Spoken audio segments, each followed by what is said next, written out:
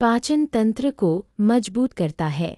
चिरचिटा पाचन अग्नि को बढ़ाता है, जिससे खाना अच्छी तरह पचता है। यह गैस, अपच और पेट फूलने जैसी समस्याओं में राहत देता है। इसका सेवन भूख को बढ़ाता है और कब्ज से छुटकारा दिलाता है। यह उन लोगों के लिए लाभकारी है जो बार बार पेट की गड़बड़ियों से परेशान रहते हैं। जोड़ों और गठिया के दर्द में फायदेमंद। चिरचिटा की जड़ या पत्तियों का पेस्ट बनाकर दर्द वाले हिस्सों पर लगाया जाता है।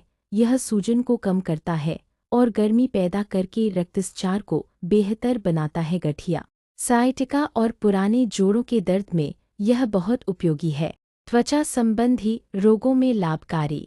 इसके एंटीबैक्टीरियल और एंटीफंगल गुण त्वचा की बीमारियों में काफ़ी फायदेमंद होते हैं। फोड़े फुंसी, दाद, खुजली, एक्जिमा जैसे रोगों में इसका पेस्ट काफ़ी राहत देता है। इसका पेस्ट घावों पर लगाने से यह जल्दी भरने में मदद करता है।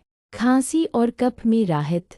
चिरचिटा का काढ़ा पुराने खांसी, गले की खराश और बलगम की समस्या में बहुत फायदेमंद होता है।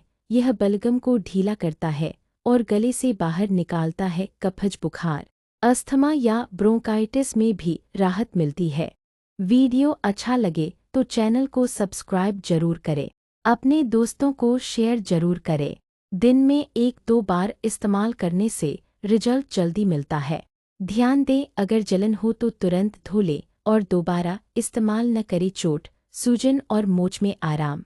चिरचिटा के पत्तों में सूजन कम करने वाले तत्व होते हैं जो चोट लगने, मोच आने या शरीर में कहीं सूजन होने पर राहत पहुंचाते हैं। ताजे पत्तों को हल्का गर्म कर ले, सेंकिए नहीं, सिर्फ गुनगुना करें।